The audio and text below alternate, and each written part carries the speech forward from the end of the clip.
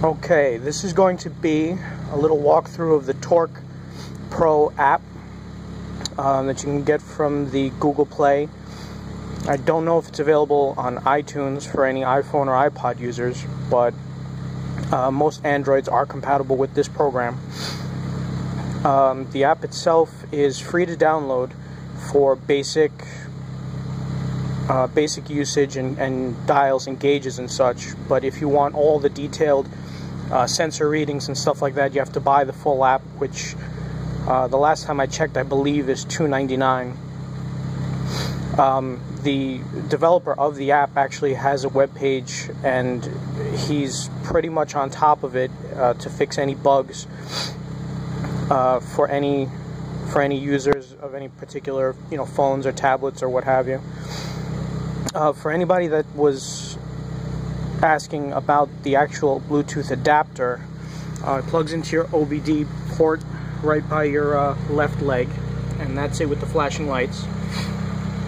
It's a little dark because I'm in my garage, but it's just a little 3.5-inch adapter that just plugs straight into it. The flashing lights actually just mean that you are connected to something that is reading the computer. This is a logon screen when you first start the Torque app. The little icons on the top left-hand corner, the little blinking satellite means that your GPS is turned on for certain readings that it needs. Like if you're actually mapping a particular trip, it'll tell you what happens on that trip. The second and third one icons from the left are just showing that it's connected to a device, and the little car icon next to it just means that it's actually connected to the car's computer itself. You can set up different profiles if you want to run it on different cars. Obviously this one says TC2. The dial in the middle is pretty much a default TAC. Since I'm at idle, it's not reading all that much. The real-time information is where you get all your gauges and sensor readings. The OBD icon next to it is if you want to check if you have any check engine lights. It'll read out what's on the computer, and it'll actually lead you to a website if you want detailed information of what might be causing it. The map view is pretty much very similar to Google Maps. If you want to, that's why the satellite is blinking. So if you want to take your readings on a particular trip, it'll tell you exactly what happened at what point. The Torque Scan is actually a separate program that you would have to download from Google Play. The test results are if you're reading particular sensors and you want to know exactly what specific readings happen and changes. Graphing is pretty much the same thing. It just gives you a detailed lookout, so you can kind of see where things peak and where they drop off. The adapter status is how you actually communicate with the Bluetooth adapter that's in the car. You have to set that up beforehand. And help is obviously self-explanatory.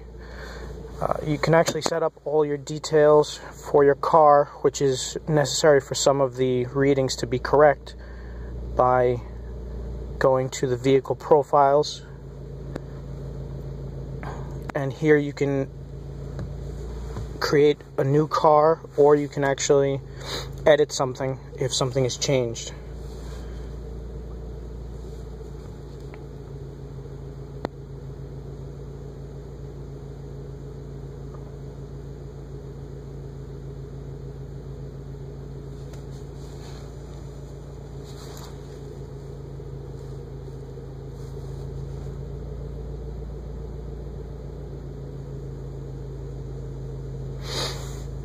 This is where you can input all the information for your particular vehicle, just to make sure everything is accurately read. The displacement, the engine displacement, what kind of the total weight of the car, which is kind of hard to calculate if you've changed anything. You can kind of estimate, body parts you've either taken off or added. People that do weight reduction or people that, you know, have changed to like a carbon fiber hood, there's a little bit of a weight difference. Obviously, the only way you're going to get the true estimate of certain things like horsepower, if you know the exact weight, which is kind of tough because you also need to know exactly how much weight, how much you weigh, how much anything you've put in the car. If you have a bunch of stuff in your trunk, that's obviously going to change readings. Also, how much fuel you have and how much fuel weighs, your fuel tank capacity, and let's see, boost. Obviously, if you're boosted, you have to adjust your tach dial, and there's other things which kind of pretty much just default, just so you don't have to screw around with it. And when you are actually inputting a new car, you can put in the VIN number, so everything is kind of recorded for you perfectly. Now, if you click on real-time information, that's where you get all your gauges. It defaults automatically with a layout of simple gauges, including a simple tach, speedometer, coolant temperature, and all that kind of stuff, but you can change it and adjust it on 7 different screens to have different gauges. The next one over that I made has 0 to 60 times, quarter mile times, and eighth of a mile times, how much throttle you're applying, horsepower and torque. And lately I've been tracking my my fuel trim short term and long term because I've been having a bit of a check engine light problem, and I've been trying to figure out what that is. This is just pretty much a quick thing to see if your car is ready to get a emissions inspection done. It tells you if there's any issues that you might need to be concerned about if you do try to go for your emissions test done. You can add different sensors and different readings to any screen you want, and all you have to do is just long press onto the screen, add a display, and then you have different styles of gauges depending on what you like or what you're monitoring and how easy it is to see. Just pretty much generic dial reader, a dial with a digital reading in the middle, a half dial with a needle, a bar graph display, a line graph display, just a straight digital display if you don't really care about where you've been or where you're going, just pretty much what number you're at that moment. Obviously, simple other things like acceleration and compass for tracking actual physical movement. Other styles here, you can actually put a little mini GPS map in the screen as well. Eco Warrior, if you're concerned about, you know, how much of a carbon footprint you're leaving. A raw data display just pretty much gives you different sensor readings. If you're that into you know, detailed numbers, that's good, but for most everyday driver usage, that's going to be completely in a foreign language. And you have different physical readings, like your G-force ratings.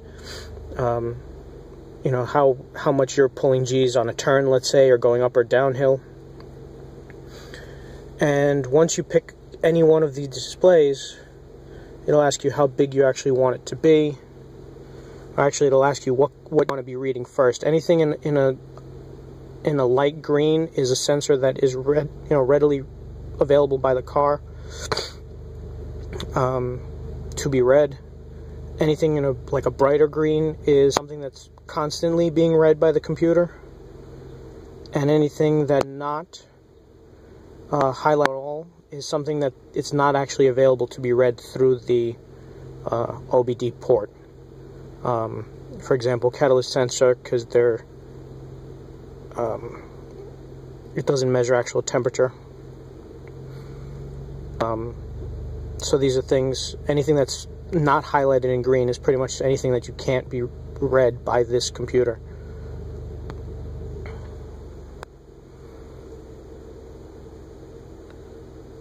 But there is a pretty extensive list of different sensors that can be read. Obviously, you know, these are not, because the car doesn't actually have 4 sensors, so it actually stops after a certain number.